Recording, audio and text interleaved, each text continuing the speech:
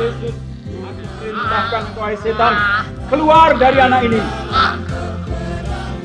Haleluya. Haleluya. Aduh. Aduh. Aduh. Aduh. Aduh. Aduh. Aduh.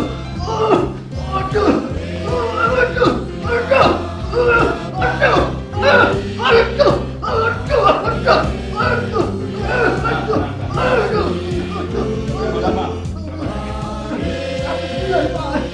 Berdiri, Pak.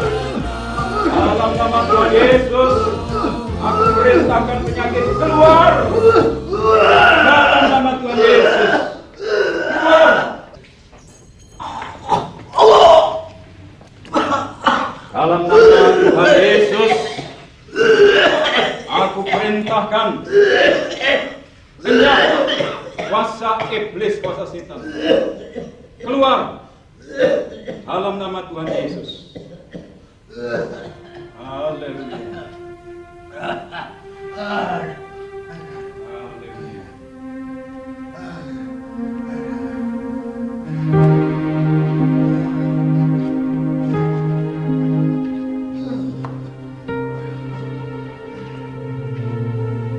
Mengapa bisa menimpa jemaat ini? Apa tidak ada kuasa dalam gerejaku ini? Aku sendiri jadi bingung.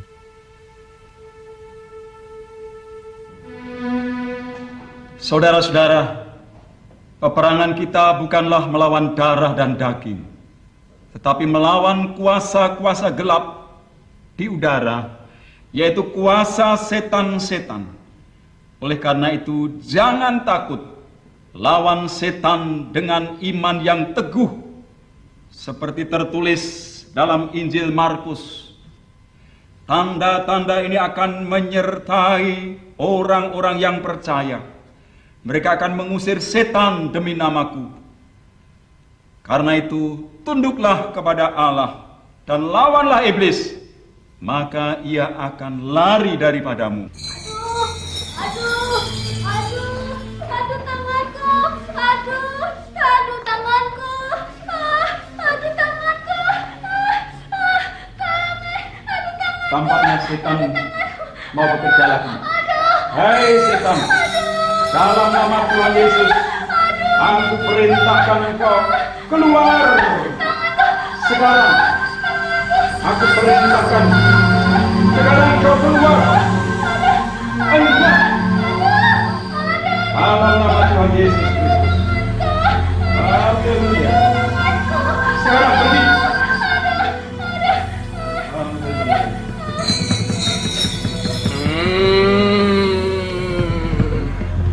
Baiklah kalau kamu mau melawanku.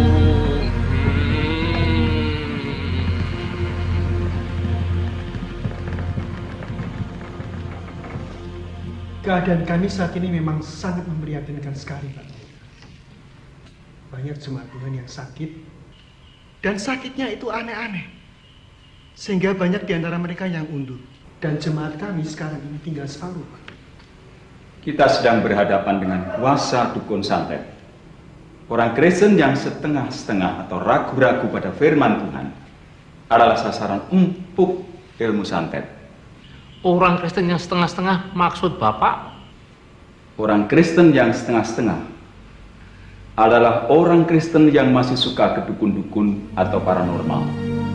Percaya ramalan bintang, percaya angka 13, angka sial, percaya tahayul dan jimat-jimat. Juga orang yang berhubungan dengan kuasa roh-roh gelap dengan alasan kekebalan, kekayaan, kesembuhan. Ini berarti mendua hati. Minggu beribadah di gereja, tetapi mengandalkan hidupnya pada jimat-jimat dan pada dukun. Yang percaya pada dukun-dukun itu kan orang-orang desa, Pak. Kita kan orang-orang kota. Meskipun tidak pergi ke dukun, tetapi jika hidupnya sehari-hari tidak mencerminkan sebagai anak-anak Tuhan, berarti dia adalah orang Kristen yang setengah-setengah. Contohnya masih suka berjudi, main cabul, mabuk-mabukan, dan pesta pora. Orang Kristen seperti ini jika disantet, kena. Bagaimana dengan para aktivis gereja, Pak? Apakah mereka bisa kena santet? Yang penting adalah bagaimana mereka hidup. Jika hidupnya tidak berbuah, ini Kristen yang tidak benar. Misalnya si A adalah seorang yang aktif melayani di gereja, tetapi di rumah hidupnya brengsek, pemarah, pukul istri, kasar pada pembantu dan karyawan, tidak mengasihi sesama seperti mengasihi dirinya sendiri. Ini adalah orang munafik. Jika disantet, tentu tembus. Demikian juga para wanita yang kelihatan aktif dan manis di pelayanan, tetapi melupakan tugas-tugasnya di rumah, tidak tunduk pada suami, tidak mau mengampuni kesalahan orang lain, mementingkan diri sendiri. Ini wanita munafik. Jika iman itu tidak disertai perbuatan, maka iman itu pada hakikatnya mati. Wanita seperti itu jika disantet, tembus.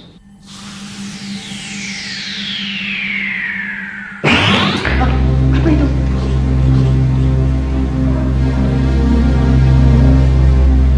Hati-hati kalau ngomong. Setan bisa marah dan menyerangku. Jangan takut. Segala kuasa ada di tangan Tuhan Yesus. Jangan takut. Setan tidak berkuasa membunuh anak-anak Tuhan. Sebab segala kuasa di surga dan di bumi ada di tangan Tuhan Yesus. Dan kita juga diberi kuasa untuk mengusir setan. Dalam nama Tuhan Yesus.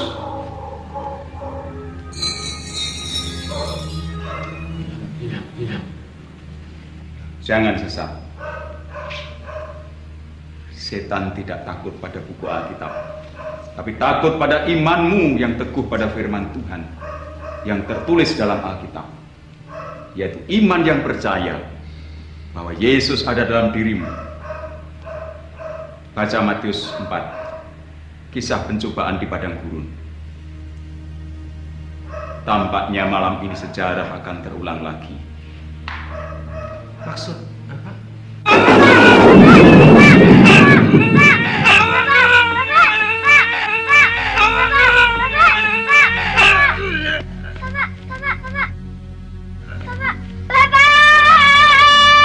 Peristiwa itulah yang terus mendorongku untuk membalas dendam orang yang telah membunuh ayahku.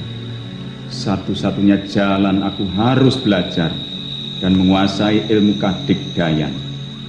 Oleh petunjuk seorang sesepuh kampung, saya disuruh ke rumah Mbah Sapuan, seorang juru kunci makam tua. Tidak menyangka kalau di dalam orang sesederhana itu ternyata memiliki ilmu kebatinan yang cukup tinggi. Dibutuhkan tekad yang kuat dan batin yang wening. Itu pun tidak bisa dilakukan kalau hanya nuruti emosi. Malam ini kamu semua semedi di sana. Weningkan pikir, endapkan batin. Konsentrasikan pada alam jiwamu. Apa yang menjadi keinginanmu. Dan ingat, jangan terusik apapun juga, supaya konsentrasimu tidak pudar. Jelas?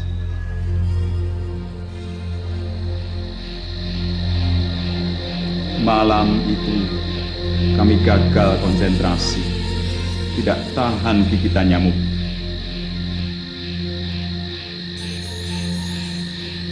Malam berikutnya kami disuruh semedi di sebuah bukit.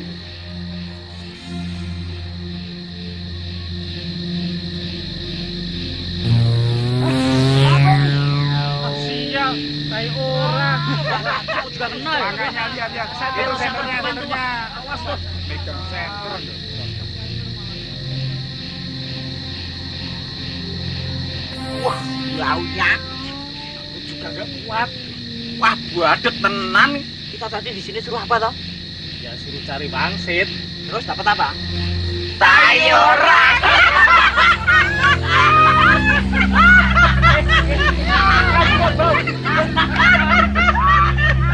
Malam itu pun kami gagal konsentrasi dan mereka sudah putus asa.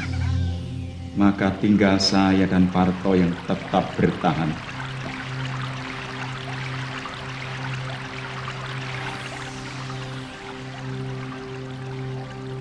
Berbagai syarat ilmu harus aku jalani. Meditasi berendam di sungai 2 hari 2 malam. Tapa gantung, pati pendem, puasa dan meditasi harus aku jalani dari waktu ke waktu. Pindah dari satu guru ke guru lainnya. Akhirnya berbagai ilmu kanuragan dan kesaktian telah aku kuasai.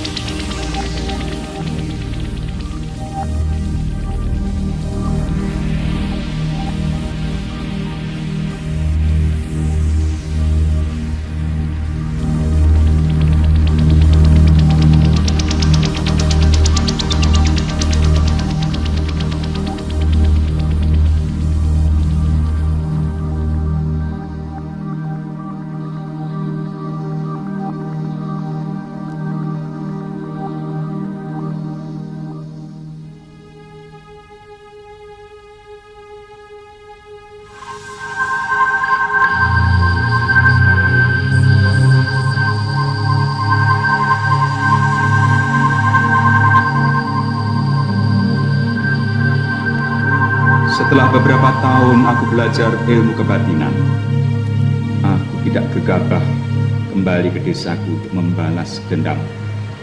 Tapi aku menuju ke suatu kota untuk mempraktekkan ilmuku dan mencari modal.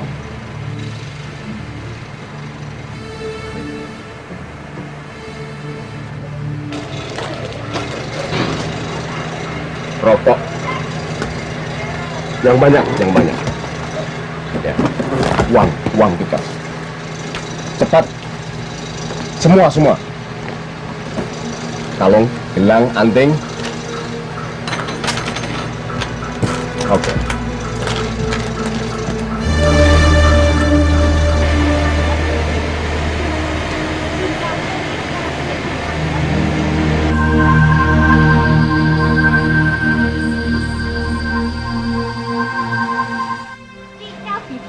Malam-malam aku panggil ya sama. Lucy ya? Sudah Om cari kemana-mana tadi. Ayo ikut Om. Ya Om. Lus. Aneh, Lucy.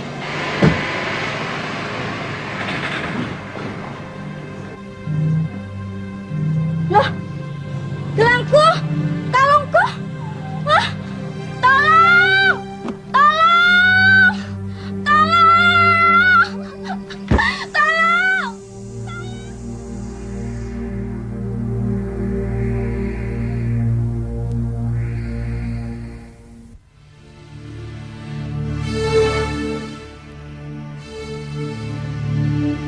Untuk mendapatkan uang dan mencari kepuasan kedagingan, cara-cara seperti itu sering aku lakukan. Sampai akhirnya aku mempunyai rumah dan mobil sendiri. Aku membuka praktek perdukunan modern apapun istilahnya. Bawa foto orang.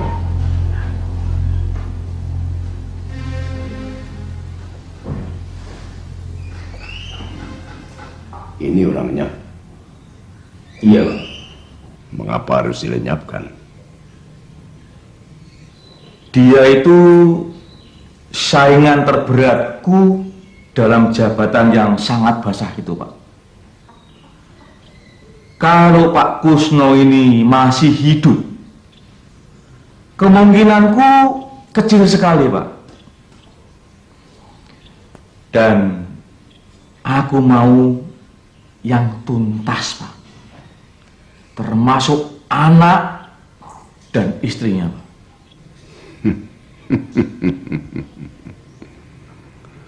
sudah siap.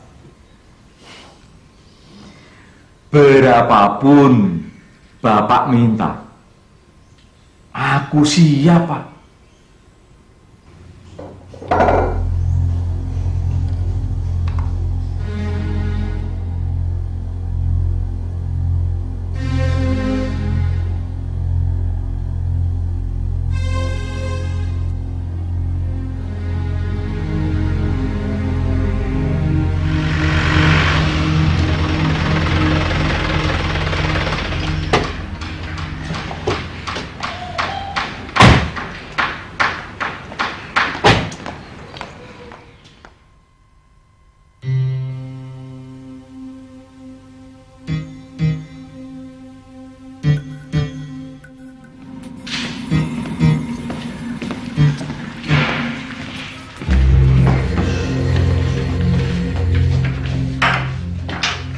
Apa ini?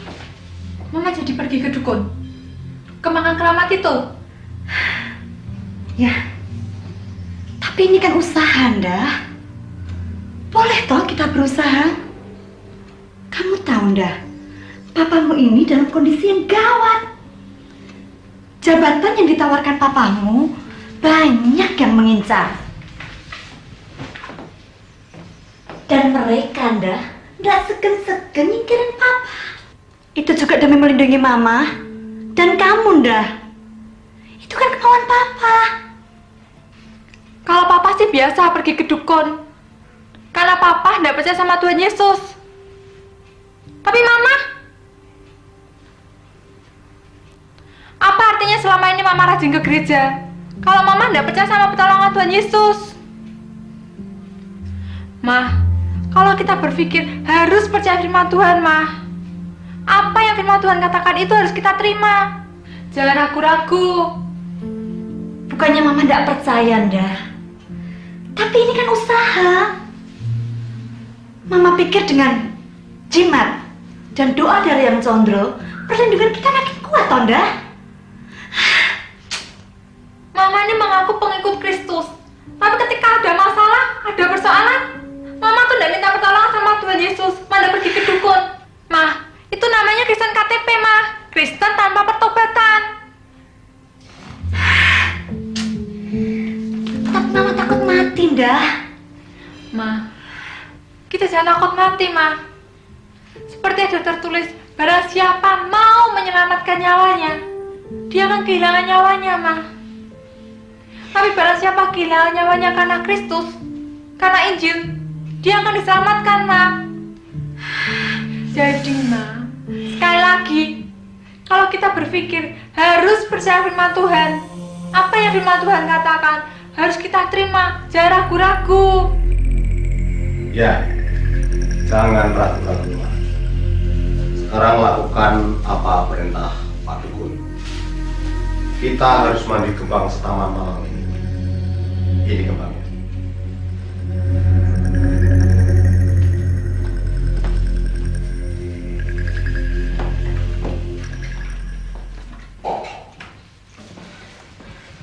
Dan kamu, Endah, ini jimat penangkal santet dari Yang Condro. Letakkan di bawah bantal agar kamu terhindar dari serangan santet. Ya, ini.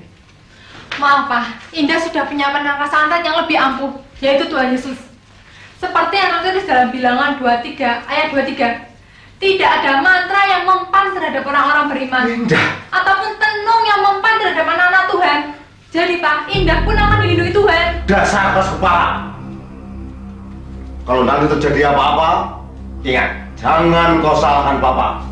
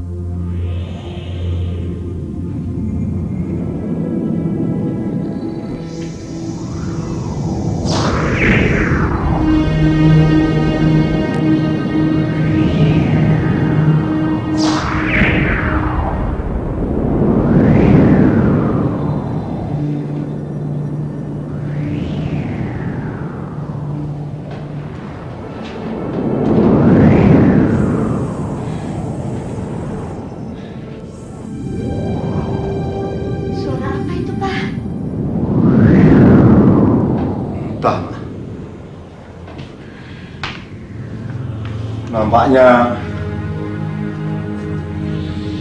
malam ini peperangan sudah dimulai. Dan aku dengar lawan-lawanku memanggil dukun-dukun yang hebat. Tapi tenanglah, Ma. Eyang Condro tetap lebih hebat. Tapi bagaimana dengan Indah, Pak?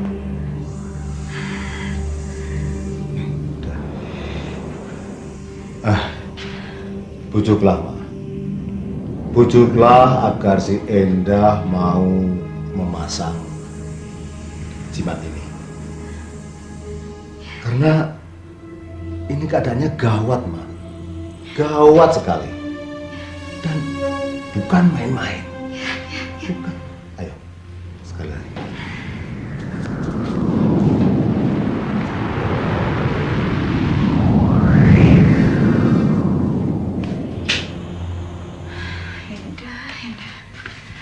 Dah, bangun dah, bangun.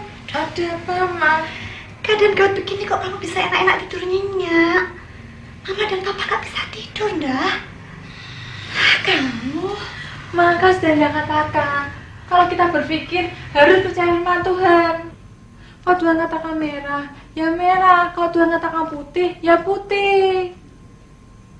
Nah, kalau Tuhan mengatakan aku menyertai kamu senantiasa sampai akhir zaman, itu yang Indah percaya.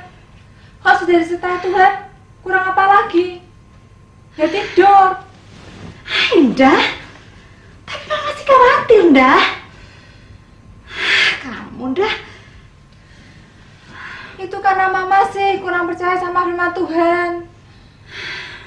Mama ragu-ragu tuh pada janji Tuhan. Itu bahaya loh, Ma. Tuhan tidak akan bekerja pada orang yang ragu-ragu seperti Mama. Tapi malam ini kondisinya gawat, Ndah. Gawat. Ya sudah, kalau kamu gak mau jimat ini, pakai salep ini untuk menyerang setan seperti yang ada di TV-TV itu. Gitu, Ndah. Ah, Mama, kita jangan mau dibodohi iblis, Ma. Setan tidak takut pada simbol-simbol salib seperti ini. Tapi yang paling setan takuti adalah orang-orang yang hidup dan percaya pada kebenaran firman Tuhan. Karena orang-orang seperti itu memiliki kuasa untuk mengusir setan dalam nama Tuhan Yesus. Itu tertulis dalam mana, Ma? Mama ingat? Dalam Markus 16 ayat 17. Itu yang paling setan takuti. Bukan ini, apalagi ini. Indah, jangan! Kamu nanti bisa kuat. Kuat apa, Ma? Ya kuat sama arwah yang ada dimakan keramat itu, Ndah. Arwah? Ya. Arwah orang mati? Ya. Aduh, Mama. Itulah kalau Mama terlalu banyak nonton film tahayul. Mama dibohongi. Kalau Mama percaya firman Tuhan, tidak ada arwah orang mati yang dapat berhubungan dengan kita. Maka Tuhan sangat melarang orang berhubungan dengan arwah orang mati. Mah, jangan dibohongi iblis, Mah. Ini tidak ada apa-apanya. Indah, jangan macam-macam. Seharusnya kamu itu nurut sama Mama. Firman Tuhan mengatakan anak harus hormat pada orang tua. Ah, Mama, bukan Indah tidak hormat sama orang tua. Tapi jika yang dilakukan Mama bertentangan dengan firman Tuhan, Indah tidak dapat tinggal diam, Ma. Maaf, Ma. Indah lakukan ini karena Indah sayang sama Papa dan Mama. Ikuti jalan Tuhan, Ma. Jangan ragu-ragu. Ya sudah.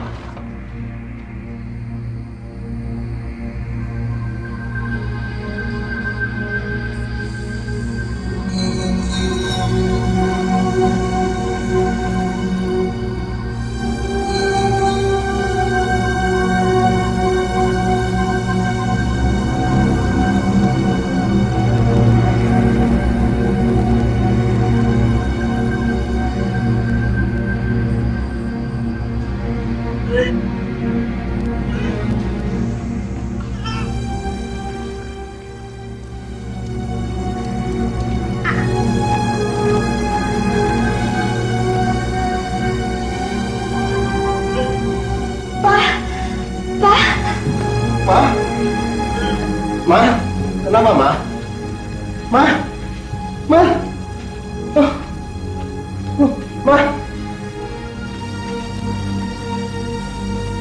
Mari silakan. Duduk, Pak. Pak, hanya istrinya yang kena. Itu pun tidak mati, Pak. Bagaimana ini? Bukan tidak mati, belum mati. Anaknya sama Pak Kusno memang pertahanannya sangat kuat. Saya sikat berkali-kali. Mental. Aku butuh kekuatan yang lebih tinggi lagi. Aku mohon waktu. Jika gagal, jangan sebut aku. Aji Sukma pencabut nyawa. Oke. Aduh, sakit. Firman Tuhan berkata, tanda-tanda ini akan menyertai orang-orang percaya.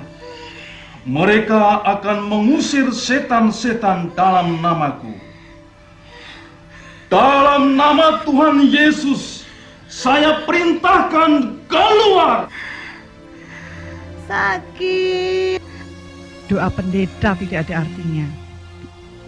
Tidak ada yang mampu mengalahkan santetnya dukun sakti. Dukun harus dilawan dengan dukun. Mereka akan mengusir setan-setan dalam namaku. Tenang, Ma. Tenang. Sebut nama Tuhan, Ma. Sudah didoakan pendeta kok nggak sembuh-sembuh dah. Sabar, Ma. Kita harus yakin dan percaya. Tuhan pasti menolong Mama. Serahkan semua pada Tuhan, Ma. Aku sudah tidak kuat lagi dah. dukun harus dilawan dengan dukun. Kita bawa mamahmu ke dukun. Ini gara-gara Papa. Gara-gara papa? Apa maksudmu, dah? Gara-gara Papa mengajak Mama pergi ke dukun. Mama menjadi melawan Tuhan. Seharusnya orang Kristen tuh tidak boleh pergi ke dukun. Karena orang Kristen akan dibela oleh Tuhan dan tidak mempan disantet. Siapa bilang orang Kristen tidak mempan santet, dah? Buktinya, Pak Dipo tetangga kita itu, dia juga rajin ke gereja. Tapi nyatanya, tembus juga ketika diseret dalam pemilihan lurah. Memang Pak Dipo rajin ke gereja. Tapi Pak Dipo bukan orang Kristen yang sungguh-sungguh di dalam Tuhan. Hidupnya masih kedagingan. Suka berjudi, suka main perempuan. Papa tahu itu kan, Pak? Ya tahu, tapi itu kan biasa. Namanya laki-laki. Pak, Indah kasih tahu ya, Pak. Orang Kristen yang sungguh-sungguh pasti disertai oleh Roh Kudus. Roh Kudus itu lebih besar dan lebih hebat dari roh-roh yang ada di dunia ini. Karena Roh Kudus adalah Roh Allah sendiri. Siapa yang mampu melawan Roh Allah, Pak? Siapa? Ah, sudahlah. Sok pinter kamu. Sudah berani menggurui orang tua. Tenang, Ma. Tenang. Mama harus minta ampun sama Tuhan. Mama sudah pergi ke dukun. Mama harus minta ampun, Ma. Mama minta ampun sama Tuhan, Ma. Aduh, mati aku. Tolong, Pak. Tolong. Ah, sudahlah. Akan aku bawa ke Eyang Condro. Kalau kamu mau ikut, ikut. Kalau tidak mau ya sudah, jangan ikut.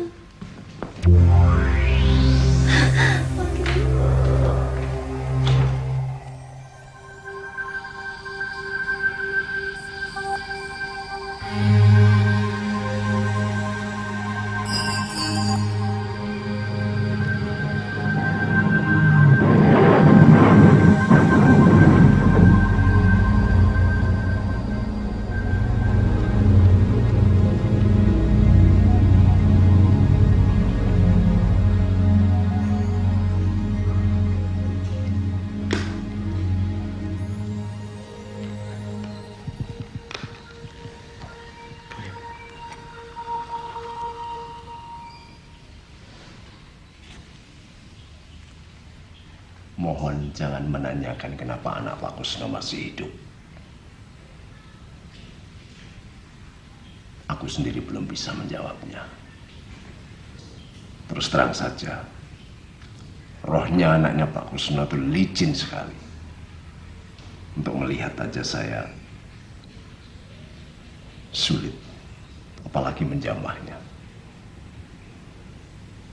Beri aku waktu. No problem, Pak. Ini saja kami sudah puas. Bapak memang benar-benar hebat. Ya. Itulah pengalamanku menyantet orang. Dan kurbannya adalah orang-orang yang banyak mendengar suara setan. Suara setan? Suara setan adalah suara-suara yang melawan firman Allah. Bagaimana, Pak? Setan itu bisa berbicara kepada kita? Setan berbicara dalam hati kita. Bacalah di Matius 16 dan Yohanes 13. Bagaimana iblis berbicara kepada Petrus dan Yudas. Camkan ini, suara-suara yang ada dalam hati kita, yang melawan firman Tuhan, seringkali datang dari si jahat. Bagaimana, Pak? Orang sudah tahu kalau itu sesuatu yang salah dan dosa, tetapi masih melakukan. Kan ada tertulis, ia akan mengampuni segala dosa dan menyucikan segala kejahatan.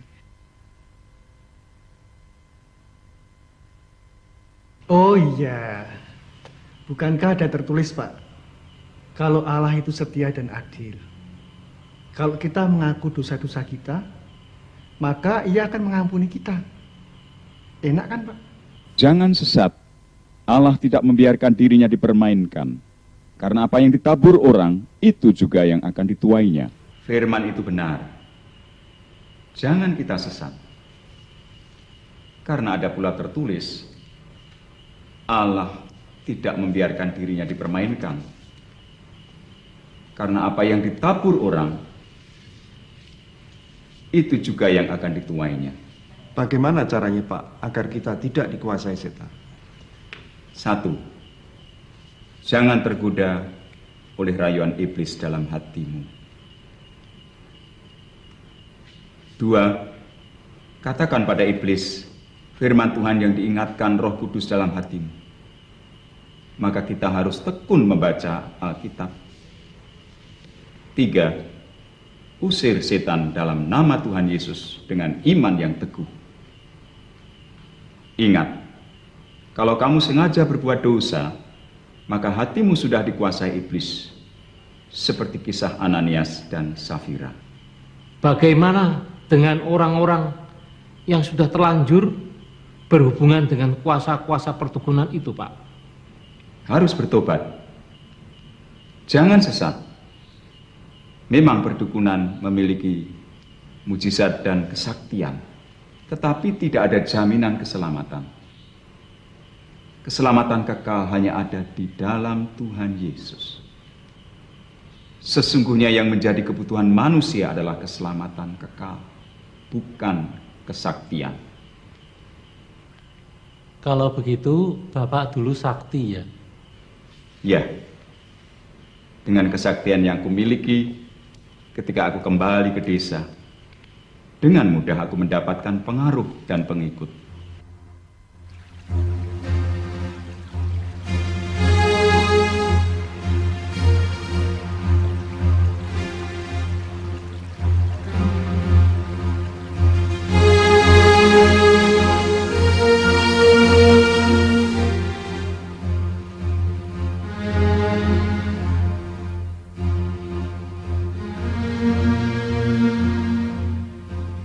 Orang seperti saya dulu, mau tidak mau muncul kesombongan dalam hati. Saya merasa lebih super daripada manusia biasa. Bahkan meskipun saya mengaku beragama, tetapi saya memandang rendah apa itu agama. Agama hanya itu-itu saja. Sedang saya bisa melakukan banyak mujizat dengan ilmu saya. Sehingga saya tidak butuh Tuhan. Tuhan itu apa? Meskipun kepada mereka saya ngomong, saya ini hamba Tuhan. Dan payahnya banyak pasien saya adalah orang-orang Kristen. Ini kan Kristen KTP, Kristen tanpa pertobatan. Orang-orang seperti ini hanya akan menjadi permainan iblis.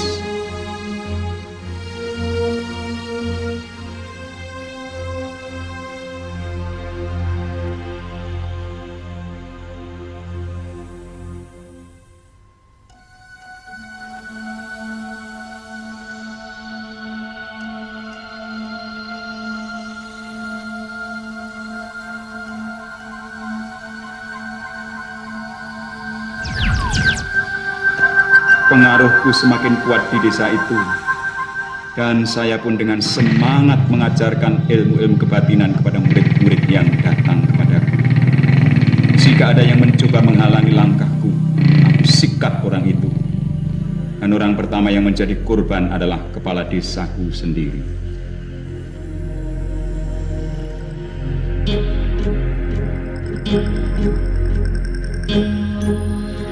Aku menjadi semakin disegani dan dihormati di daerah itu, dan telah tiba waktunya untuk membalas dendamku dengan menyerang desa Sendang.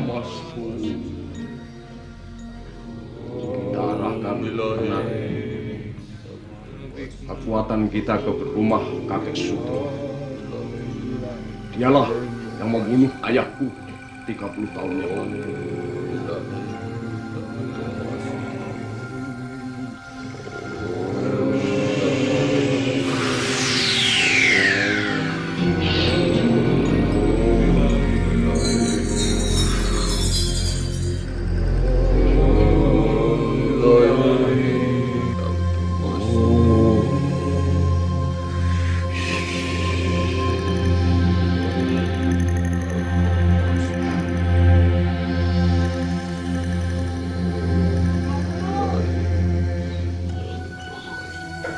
Kalian tinggal di sini dulu. Aku yang ke sana.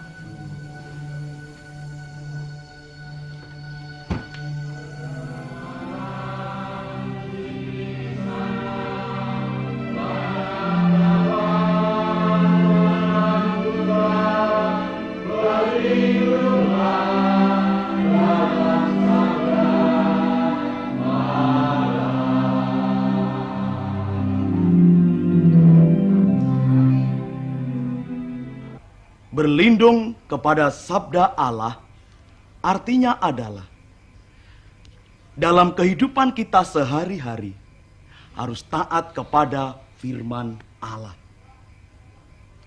Kita hidup di dalam firman Allah sehingga kita aman di dalam perlindungan firman Allah. Tidak ada pintu masuk bagi setan dalam kehidupan kita. Saya ingin memberitahukan pada saudara bagaimana setan-setan itu masuk ke dalam kehidupan manusia dan mempengaruhi kepribadian manusia. Banyak pintu yang dapat dipakai setan untuk masuk ke dalam kehidupan dan kepribadian manusia. Di antaranya penyembahan berhala. Dalam kitab Keluaran pasal 20 ayat 3 sampai ayat 5, Tuhan memperingatkan tentang akibat buruk terhadap penyembahan berhala. Itu sebabnya Dia berfirman, "Jangan ada padamu Allah lain di hadapanku." Orang tua yang menjalin hubungan dengan perdukunan akan menyeret dia dan anak-anaknya kepada roh-roh kegelapan yang akan menguasai kehidupan mereka. Camkan ini. Kedua, berbagai persoalan yang menekan sejak masa kanak-kanak, seperti anak tertolak dan mau digugurkan, rumah tangga yang sering cekcok dan berantakan. Ini membuka kesempatan bagi roh-roh kejahatan dan merusak akan kehidupan keluarga anak-anak Tuhan. Firman Tuhan memperingatkan, sebab di mana ada iri hati, dan mementingkan diri sendiri. Di situ ada kekacauan dan segala macam perbuatan jahat. Yang ketiga, kebiasaan melakukan perbuatan dosa, seperti membuka pintu bagi iblis. Contoh, kebiasaan menonton film porno. Ini membuka pintu lebar-lebar terjadinya dosa percabulan dan perzinahan. Kebiasaan berjudi, merokok, minum minuman keras, dan narkoba menjerumuskan orang pada perbudakan setan dalam bentuk kecanduan. Sebab orang yang kecanduan berarti telah berada dalam kuasa setan untuk merusak tubuhnya sendiri dan lingkungannya. Ingat, sekarang ini waktunya iblis bekerja giat kepada manusia. Seperti tertulis di dalam kitab Wahyu 12 ayat 12b. Celakalah kamu, hai bumi dan laut. Iblis telah turun kepadamu dengan geramnya yang sangat dahsyat. Sebab ia tahu bahwa waktunya sudah dekat. Iblis memakai banyak bidang untuk menyesatkan dan menjauhkan manusia dari Allah. Misalnya, melalui model pakaian yang merangsang, film-film porno, kekerasan, perdukunan, dan mistik. Bahkan melalui mainan anak-anak, komik, bacaan-bacaan yang tidak sehat, juga hobi, olahraga kekerasan, dan musik dipakainya juga. Maka anak-anak Tuhan harus sadar dan berjaga-jaga. Lawan kita si iblis berjalan seperti singa yang mengaum-aum dan mencari orang yang dapat ditelannya. Maka sekali lagi, dalam berpikir harus percaya firman. Apa yang firman Tuhan katakan, itu yang kita percaya.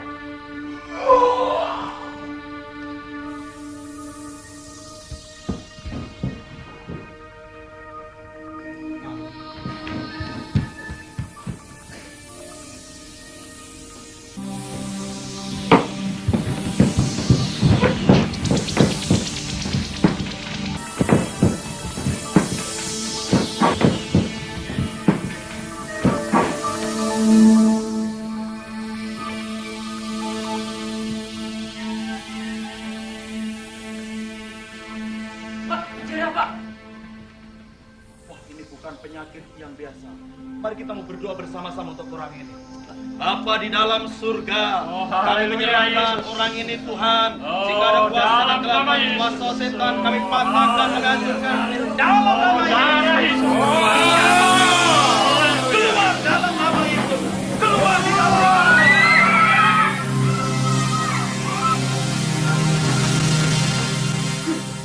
Kakek Sudro, engkau pendeta. Jangan merasa senang dan menang. Tunggu seminggu lagi. Kalau kau bisa mengalahkan ilmuku, aku dan anak buahku ikut kamu. Dan kalau tidak, kamu mati dan perkumpulan ini segera bubarkan. Ayo.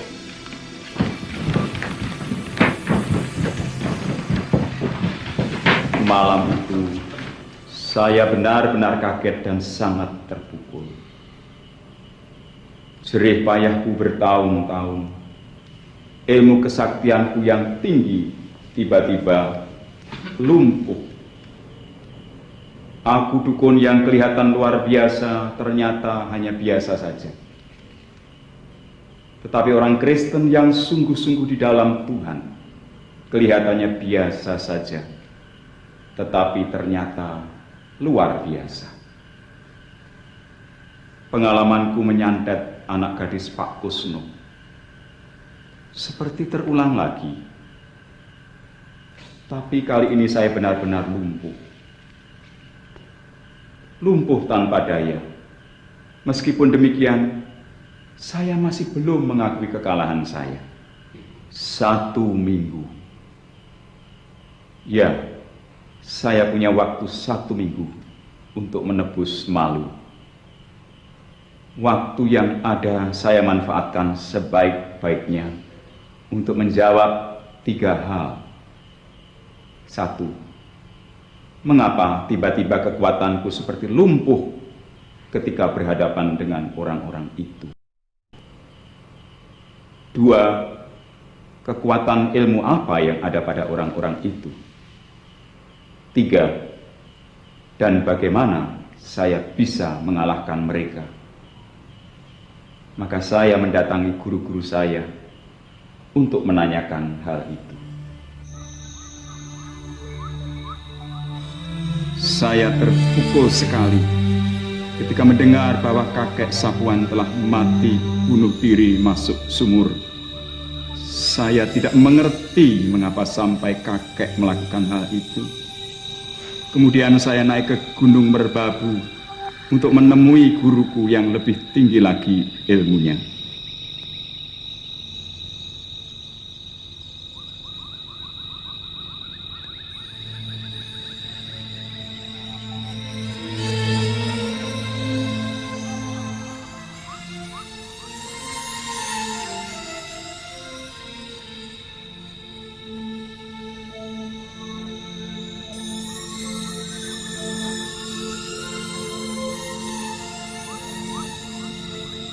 Kowe dari Mbah Sapuan.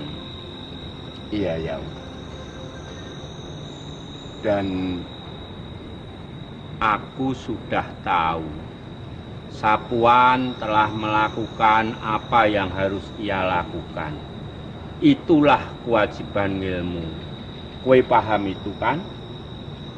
Iya, ya. Maaf, Yang. Apa yang aku tahu? Kowe mau bertanya, mengapa aku tampak susah? Ketahuilah, Ji, hari Jumat Kliwon besok, jam 11 malam, aku akan meninggalkan kowe kabeh. Aku akan mati. Eyang, maaf Eyang. Eyang tahu kapan Eyang mangkat. Kenapa Eyang susah? Eyang kan akan moksa masuk surga. Surga.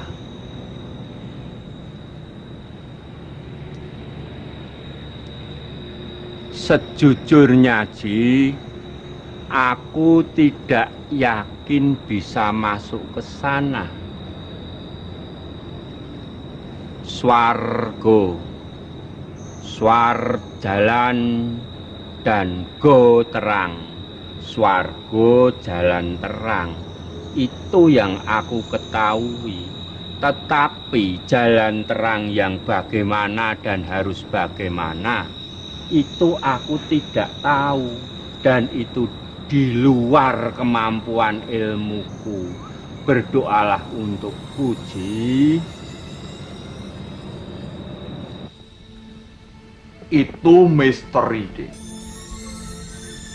Misteri.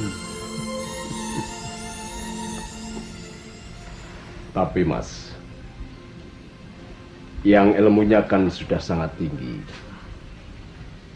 Hari kematiannya saja tahu. Bisa masuk surga atau tidak, mestinya yang tahu. Nah, kalau yang saja tidak tahu, bagaimana dengan kita? Sekali lagi, Dik, itu misteri. Sudahlah, Dek. Yang penting hidup kita sekarang ini saja. Ilmu sudah punya. Bahkan aku dengar Dik Aji sudah hidup makmur. Punya uang banyak, dihormati dan disegani orang. Yang penting sekarang kita berbuat baik dan baik. Saya rasa itu sudah cukup.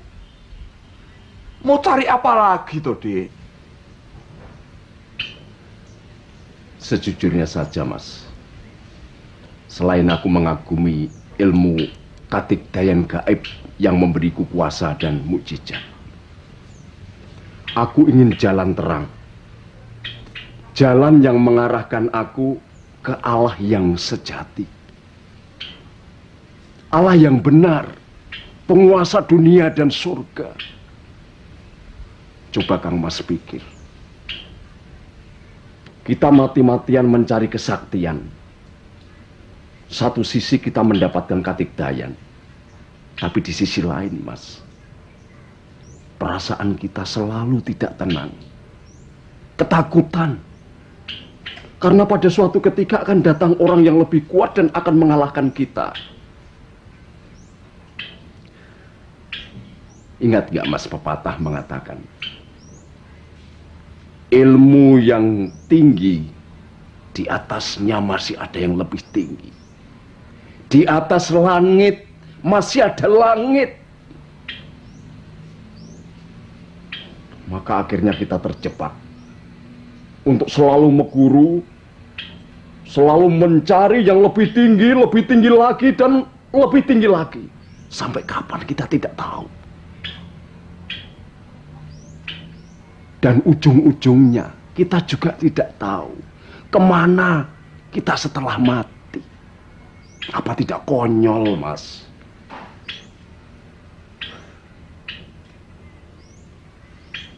Aku rasa jalan yang kita ikuti sampai saat ini tidak mengarah ke jalan yang terang, tapi malah gelap, Mas. Wah, maaf ya, Dek. Aku tidak bisa menjawabnya. Dek Aji soan saja ke yang sepuh. Kita kenal beliau, ilmu dan kebijaksanaannya sudah sempurna dan tidak tertandingi. Dek Aji akan mendapat jawabannya. Tapi ingat, Dek Aji jangan sekali-kali berpikir untuk mengkhianati perguruan kita. Jika Dek Aji berkhianat, berarti berhadapan dengan aku, Ki Parto.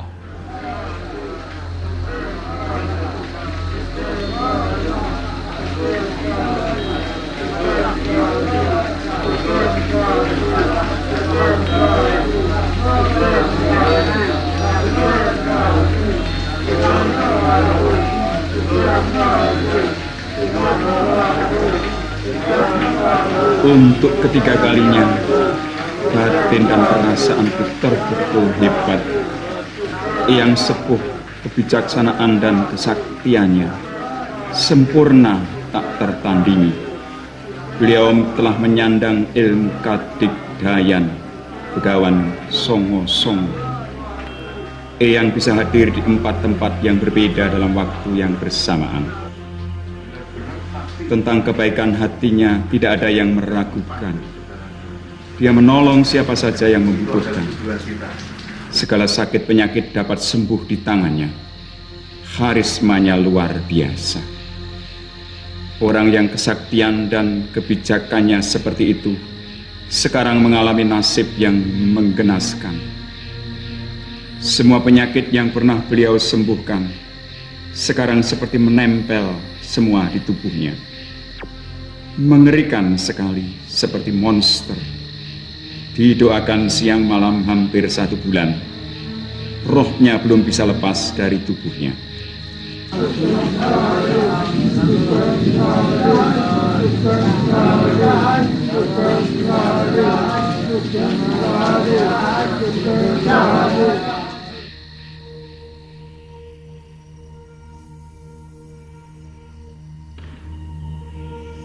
Melihat semuanya itu, hati saya benar-benar hancur, frustrasi dan putus asa.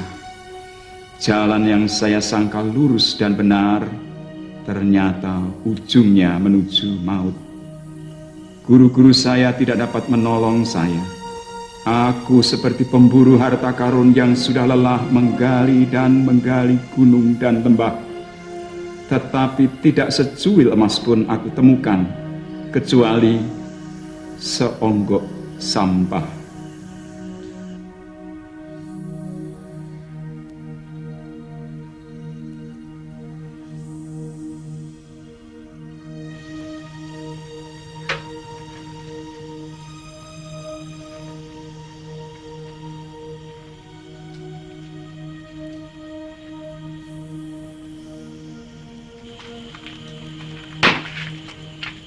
Masih? Masih Pak, mari Pak, silakan Pak. Bikinin godok satu. Godok Pak ya. Maaf Pak, minumnya apa Pak? Apa itu? Teh aja teh. Teh panas Pak ya. Panas manis. Mari Pak, silakan.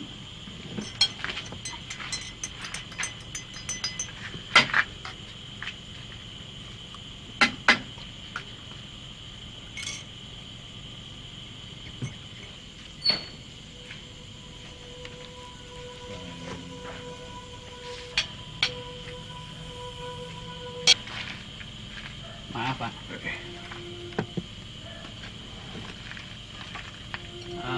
Maaf Pak, Bapak sedang mencari jalan terang ya?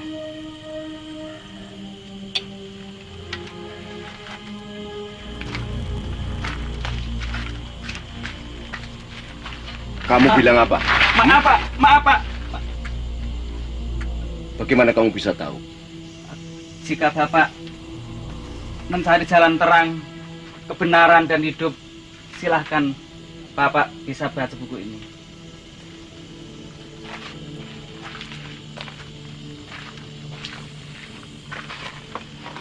Buku apa ini? Ini buku Injil Pak, yang berisi tentang kabar sukacita, kabar keselamatan. Silahkan Bapak membaca. Bapak akan menemukan apa yang Bapak cari.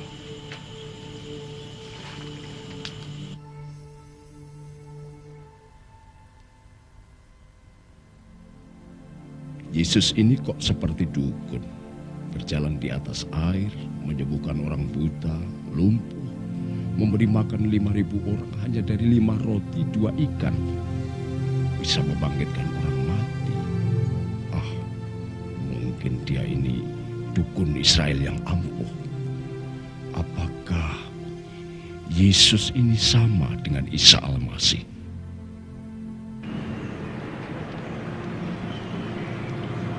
Ilmu ini hanya dapat dikalahkan oleh Isa Al-Masih. Berhati-hatilah dengan nama itu. Akulah Alfa, akulah Omega, yang ada, dan yang sudah ada, dan yang akan datang, yang Maha Kuasa.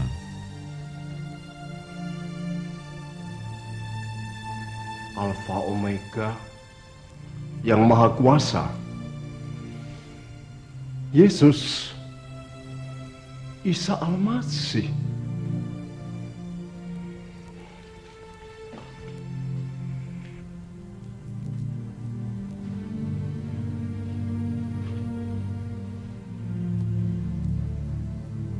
Kanjeng Bimo ingkang kuwas.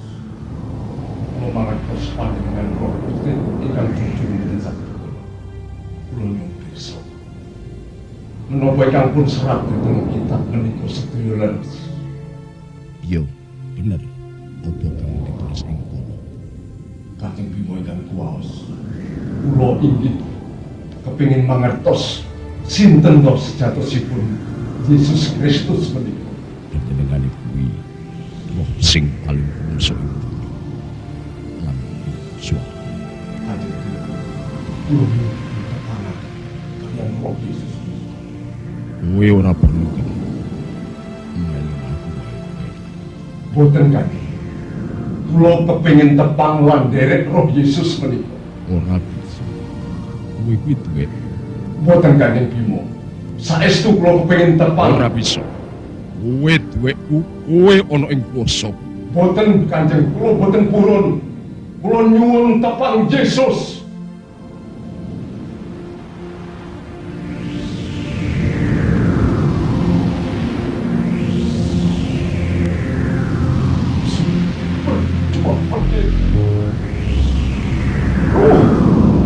Kanjeng Bimo, aku usir dengan nama Tuhan Yesus. Dengan nama Tuhan Yesus. Dengan nama Tuhan Yesus.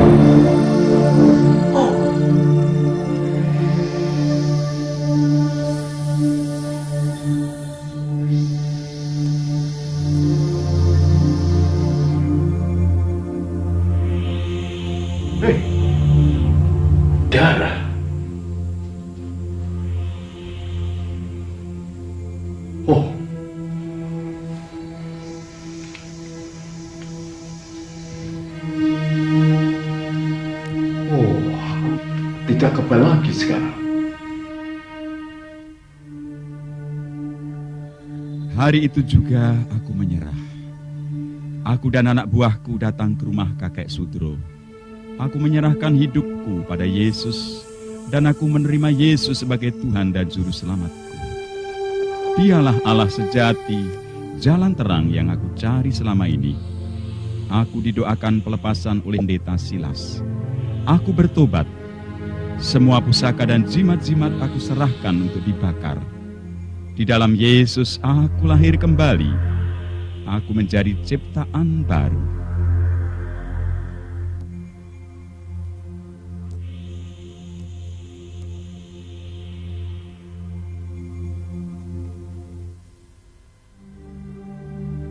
Aji, kau benar-benar telah mengkhianati perguruan kita.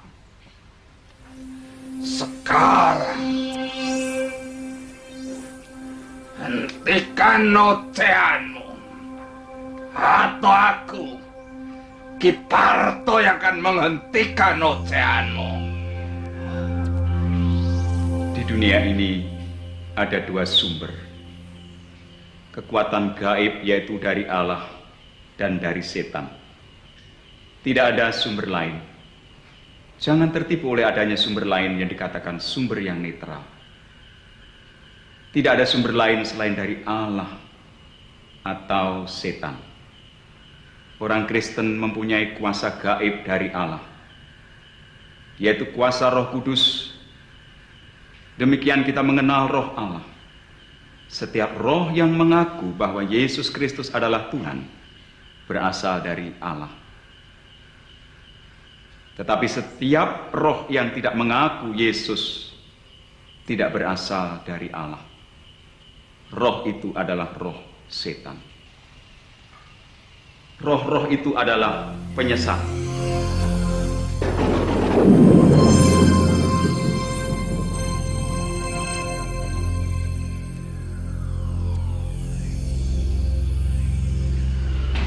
Aji, Mas Parto.